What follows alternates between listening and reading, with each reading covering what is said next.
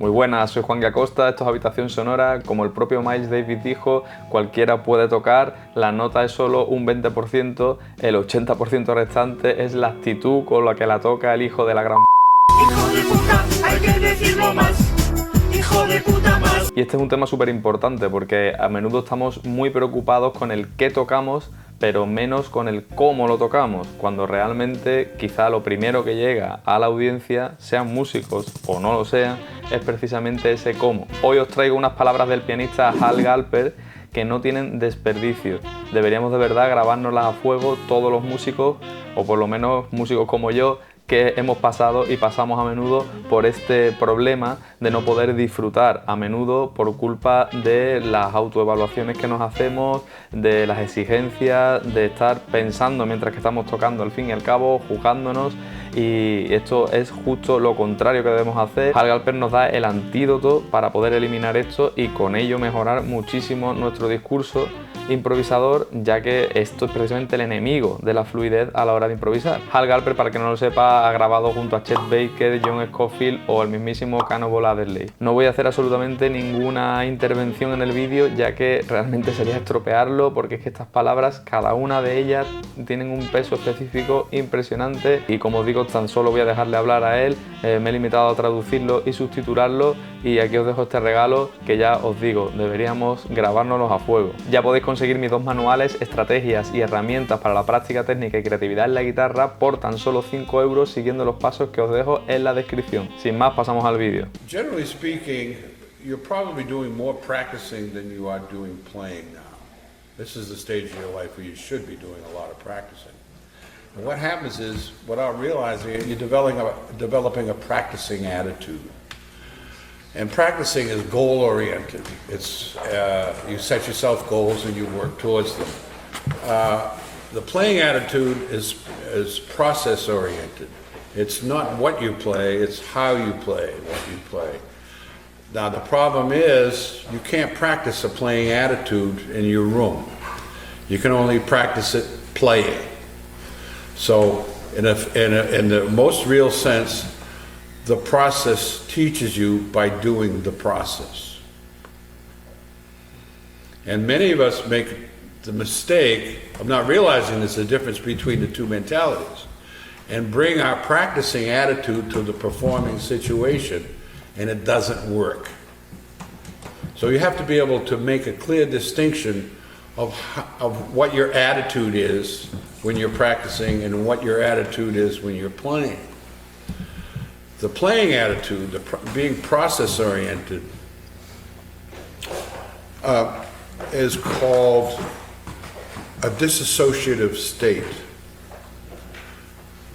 I'm sure you've experienced like doing a gig, you know, and getting in your car at the end of the gig and driving home, stopped for every light, didn't run over the cat, made every correct turn, didn't hit the pregnant nun. Everything was cool. You got home without thinking about it. And while you were doing that, your mind was somewhere else, right? Well, think of it this way. The tune is the route home. It's the plan. You know it so well, you don't have to think about it. And what happens to your mind is that you go into that dissociative state, and there's another kind of thinking that goes on. It's not like you're not thinking, but it's an intuitive, perceptual change. And you're making decisions, and you might even use the word conscious decisions, but it's not like regular intellectual thought, because intellectual thought is the kind of thought you use when you're practicing. And you've all had the experience of like working on a lick or something and try to throw it in the middle of a solo, and what happens? It stops everything. So the intellect basically is too slow to use during the process of playing. However, practicing, you are using your intellect because it's deliberate, it's goal-oriented and focused.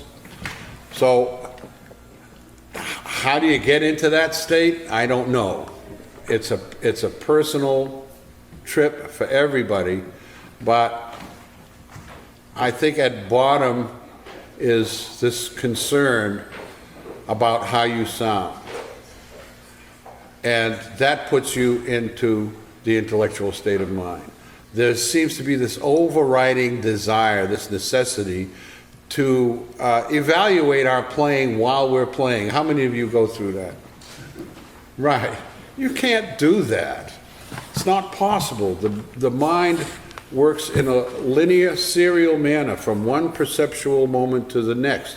You can hear all kinds of different ways and perceive all kinds of different ways, but only one way at a time. So what you're trying to do when you are trying to judge your playing while playing is hear two different ways. You're trying to hear yourself as if you're on a record, and at the same time you're trying to hear what you play. You can't do that. It's got to be one or the other. How many of you experienced having played a gig or a jam session and you recorded it and you listened to it next night, and what does it usually sound like? You know, awful. It really sucks. So you put it away. But you come back 6 months later, and how does it sound? Better. Here's why. Because when you're playing, you are hopefully totally involved in the experience, and the experience has all kinds of associations. How you felt when you played this chord, how you felt when you played this line, how the rhythm section reacted to it, the emotional content, the volume content. There's so much information that you are processing while playing. You listen to that, to the tape the next night or the next day, you still have all those associations. And it usually, like I said, sucks. But 6 months later, you've forgotten all the associations. And now you're listening to it, what I call outside in. When you're playing and trying to listen to yourself, you're trying to hear inside the music out, which is just impossible. But 6 months later, you can make a better evaluation of how you sounded because you've forgotten all the associations. And it usually sounds better. This need to be able to evaluate your playing while playing is based on the fact that you take playing seriously. And that's the last thing you should do. You take the study of the music seriously. But playing is for one reason and one reason only. So I'm going to ask you a question. What was your first reason to start playing? Because I enjoyed it. Huh? Because I had fun and enjoyed it. Because he had fun. So, if you're worried about how you're playing, you're not having fun. Your goal has to be not perfection, not playing the perfect solo, but having fun. That's the usual bottom beginning impetus for you to become improvising jazz musicians. And you can't lose sight of that fact. Your whole edifice for playing is based on that. And I'm telling you, you're going to be, over the years, seduced away from that, and you're going to have to remind yourself, wait a minute, I'm doing this because I want to have fun. But when I see students like you in a combo, I see terror. I don't see people ready to have fun. I see everybody taking it seriously. Now, if you don't know the road home, if you don't know the plan, if you don't know the tune, you're going to be insecure about it. So the first prerequisite is, besides not taking it seriously, is to make sure you have the tune you're playing so internalized you don't have to think about it. And then you can play, hopefully. The second thing is making mistakes.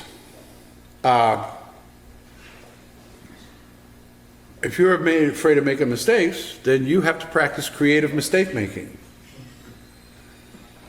You have to practice playing something wrong and making it right. You have to stop having a negative attitude toward mistakes, because a mistake is a window, is an opportunity into something you didn't plan. And playing without a plan is what your goal is. You don't want to have any idea, you don't want to approach the bandstand with any idea of what you're going to play.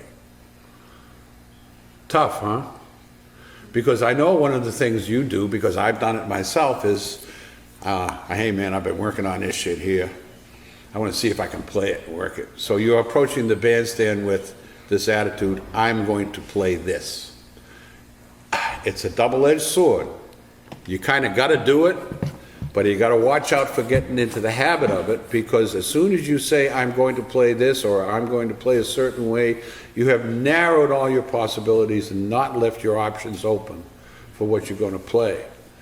So the difficult part is approaching playing without ego, because you are so concerned with self.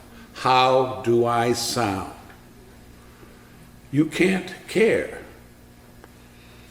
You care too much. If you care as much as you do, you are bringing all kinds of emotional and psychological baggage with you to the bandstand if you take it too seriously. And you can't afford that weight. You've got to get that weight off your back. And the only way to do that is to be playful, have a playful attitude, not take it seriously.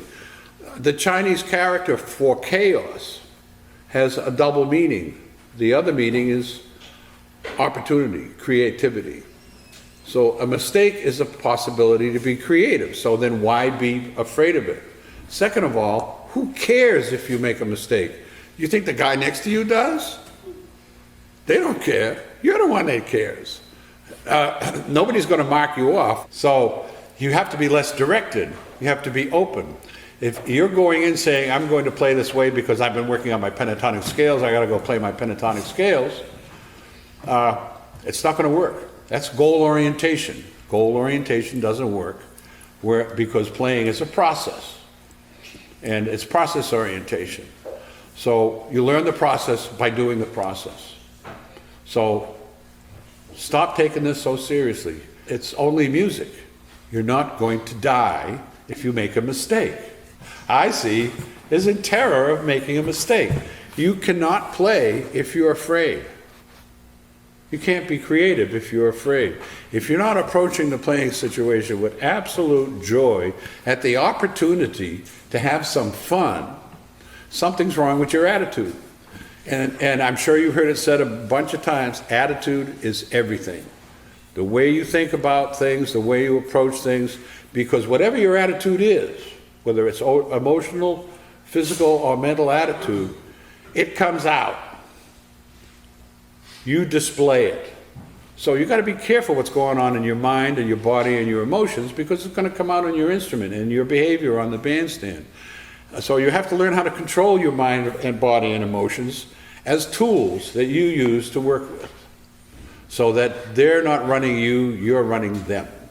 When we record, we do all first takes, because what I care about most is the spirit of the music. And the first take usually is the one with the spirit, and everything after that just gets kind of mechanical. So whatever mistakes are on there, I live with them, because it's not what I played, it's the feeling, the spirit of the music that is most important. Not the notes, not whether you played that change right or not.